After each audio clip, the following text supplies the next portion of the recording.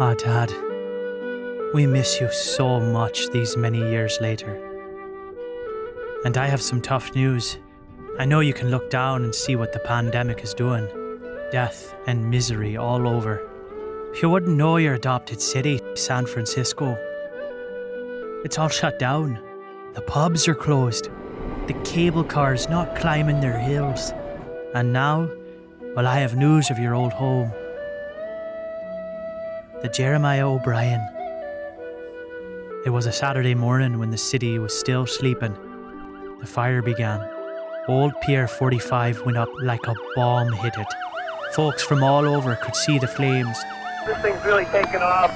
All units out of the building, we'll be going defensive on this fire. We've got a fourth alarm going. Right now we're doing what's called a surround and drown. So we're getting this from all sides. You guys have got explosions going on down here at the end of the pier. 2 unaccounted people in the Jeremiah O'Brien. And there sat the O'Brien, tied up right alongside it all. She was right back in the war.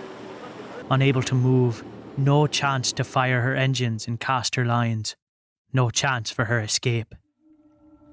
After your time on her and other Liberty ships during the war, dodging Nazi subs and icebergs, imagine getting knocked out by this. But your mates at the fire brigade raced toward the inferno. Let's out a fireboat. We've got heavy black smoke. Scurry down the Barcadero, get over to the boat. The engineer starts the fireboat up. The pilot gets it ready. We get all our gear on, and we get underway. Fireboat 3 underway. You could see the glow as soon as we rounded the corner at Pier 39. We get around the turn right there. We see an amazing amount of flames coming off that boat.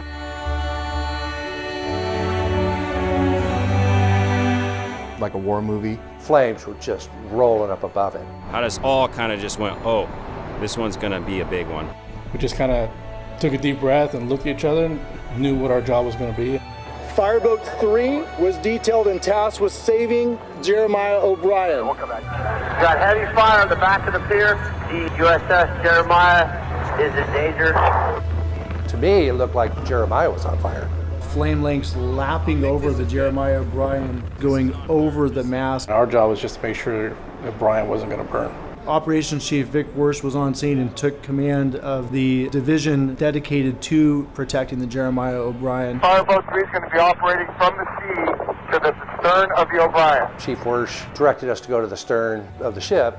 Once you get closer, you know, that's when we kind of fine-tune it. Sean Benetti, the lieutenant on the fireboat, talking to the chief. He's on land, telling me exactly what he wants to have done on the O'Brien. The radios are so crowded with communications, we were able to actually do a face-to-face right on the pier. And this is us just pulling up on scene. So initially we went to the stern of the Jeremiah O'Brien. So you can see the next warehouse right here. You see the flames right here. Flames jumping 25 feet. Once we got there, I just pulled up. It's all cement abutments, so I knew I could stick the boat. So we have a bow fendering, so I just pull up, put it in gear, and just hold it right there. Just try to get water on it fast. Down by the Jeremiah O'Brien, you got a clear shot at the fire. We got to protect the bow of the Jeremiah O'Brien. That's where the fuel tanks are. We were maneuvering a lot during the fire. Having the marine pilot and the marine engineer, it's like having a bay encyclopedia because they know everything that's going on the seaside. At one point, I got as close as I could by having the mooring lines from the ship over our railings. The boys on the Fireboat St. Francis poured thousands of gallons of water on her hull.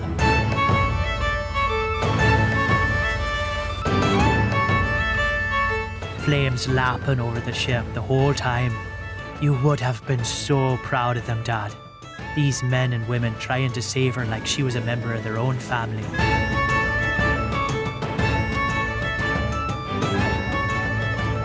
They fought for hours.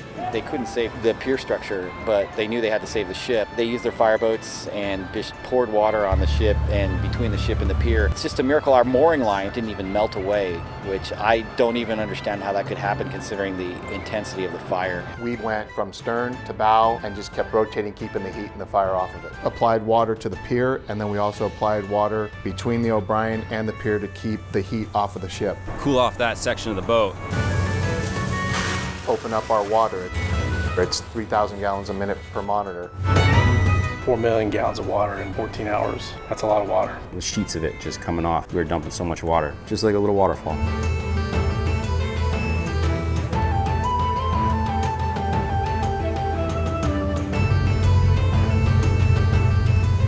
Fireboat St. Perfect right there. Engine trees ready for water. Truck here, this is Battalion 4 Fire Attack. Stand by, we're going to fire up here without a pipe again. Copy that, water coming.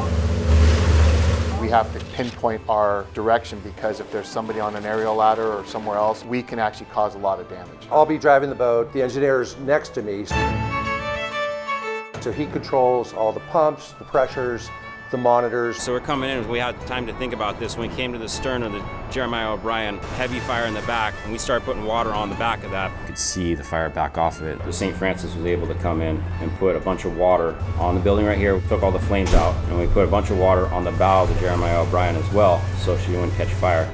I need a report from Fireboat 3 on the integrity of this pier underneath us. Vic Wurst told us he wanted intel underneath the pier. We decided to launch the skiff and put them underneath. This is us when we launched. St. Francis is back there. We just came off of it. We're moving to the other side now.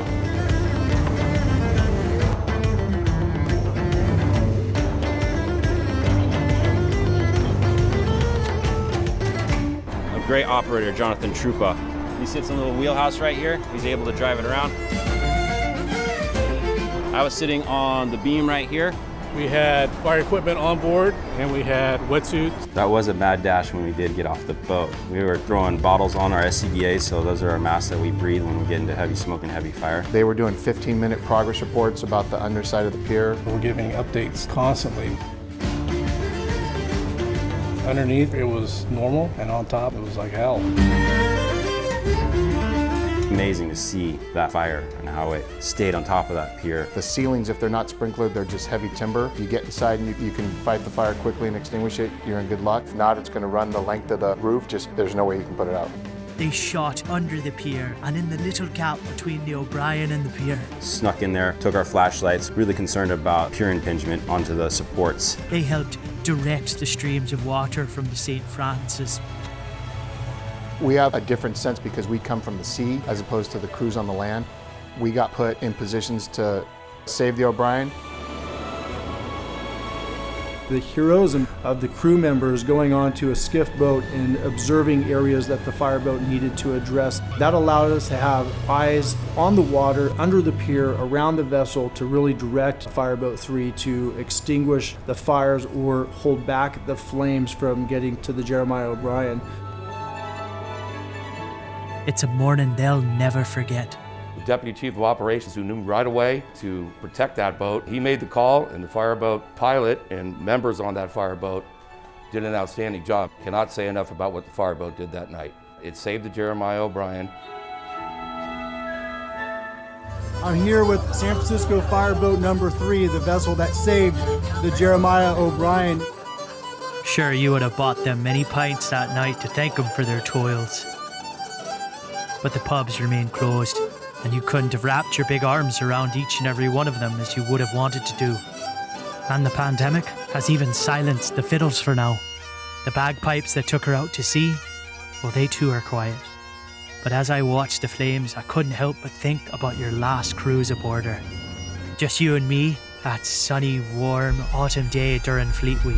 Step by step, we inched up the gangplank. We crawled around her old rusting deck, built in just 56 days in the middle of the war. The Blue Angels dancing above.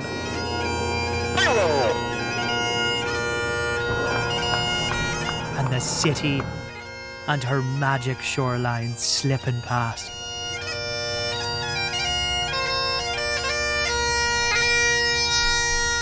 Remember how we managed to get you and your achy bones down the ladders to your old engine room?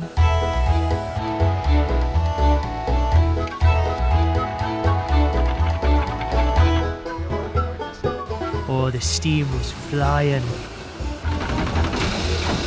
And the big pistons jumping that day. The old-timers had their hands full teaching the young bucks about the giant triple expansion steam engine.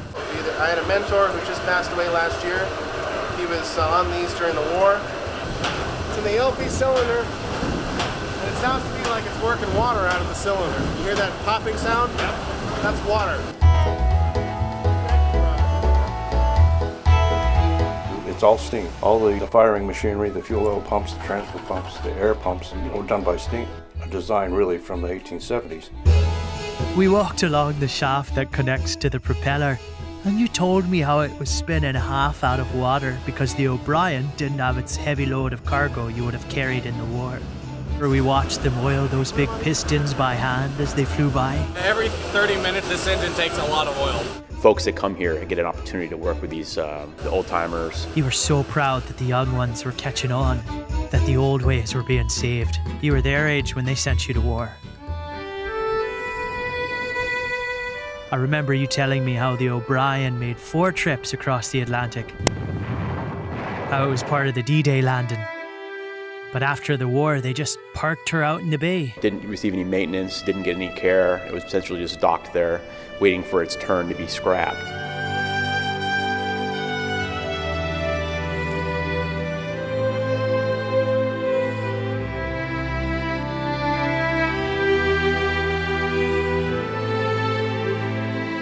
I think we're mostly young people and had a lot of bravo.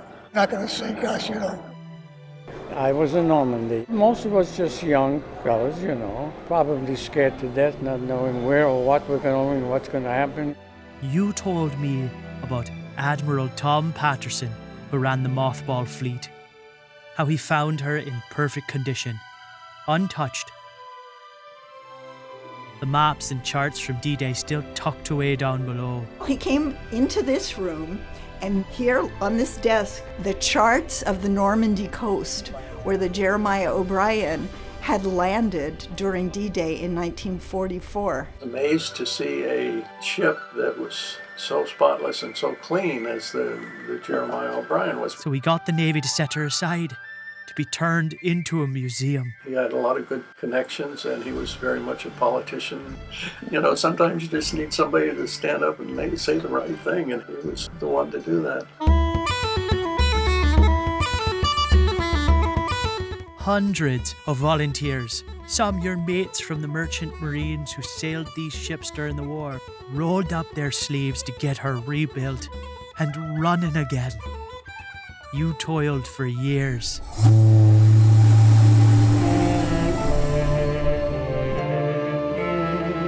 Then took her back to Normandy. Imagine the audacity of a bunch of 70-year-old World War II vets taking a ship 9,000 miles through the Panama Canal, up the East Coast, and then across the Atlantic 50 years after D-Day. The Queen paid her respects, and the President came aboard. And it was a real thrill, and just seeing him and the reaction of everybody. And then the President's response to what was going on. It was a very moving day. The Queen's yacht had gone by with all the heads of state on there, and yeah, it was a pretty incredible day, something that won't be forgotten. You always said the Liberty ships won the war, and I would laugh and say, what about the battleships and subs and aircraft carriers? And you would sit me down and tell me about the 2,700 Liberty ships built. The truckers of the sea, you called them. And you would whisper in my ear, where would the fuel, the jeeps, the bombs, the food and medicine and all the extra troops come from were it not for the Liberty ships? Right again, Dad. You always had the answers. They could use you on the O'Brien now. The fire brigade saved the ship, but the flames blistered her paint, and we fear other damages. And with the pandemic, there's been few donations coming in, and no visitors coming aboard. But don't you and your mates up there worry. It's our turn to save her, and all her memories now, to keep her boilers fired up, her steam valves pulsing, her gauges and anchor chain working, the big cranes and little portholes, the guns, the bridge, air vents, and that ear-busting steam whistle. This ship, named after an Irish hero of the American Revolutionary War, we'll live on. Don't you and your mates worry. We got her now. And someday soon, I'll stand at your old battle station like we did on your last cruise. I'll imagine our arms joined together as she vibrates and belches and rumbles under the Golden Gate, back out to sea. And sure, we'll lift a pint to all those sailors from the war. The admiral who dragged her out of the mothballs, the volunteers who rebuilt her and took her back to Normandy, and the men and women of the San Francisco Fire Department that saved her yet again. It was nothing but heroics because this fireboat was right up in the fire, making sure that this vessel was going to be saved. We received emails and phone calls from Germany, from France, from England, all saying thank you. Stories of my grandfather was saved by this vessel, my city was saved by this vessel. We'll toast the O'Brien and all the cargo ships that won the war. Like her new captain said, we're not gonna let a little shed fire take her out now. Imagine that. A shed fire. I laughed. And I cried. And then, of course, I thought of you. I gotta go now, Dad. We've got work to do. We've a legend to save.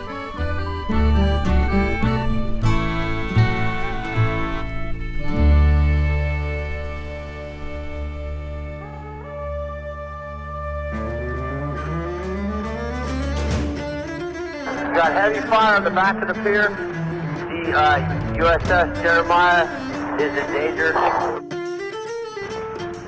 Let's see, all units, Fireboat 3 is going to be operating from the sea to the stern of the O'Brien. I want the Fireboat 3 to go to the bow of the Jeremiah O'Brien. We got a better shot here. 2 unaccounted people in the Jeremiah O'Brien. Yeah, bro, you might want to back out. This thing's really taking off. It's nice. We got explosions going on down here at the end of the pier.